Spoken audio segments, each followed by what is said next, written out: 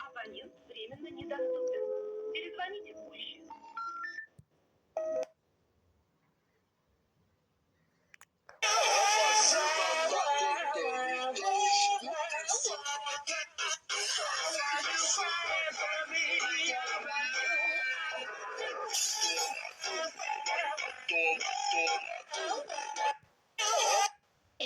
Я обиделся на Милчика, что он много замечает, и начал писать на него гадость.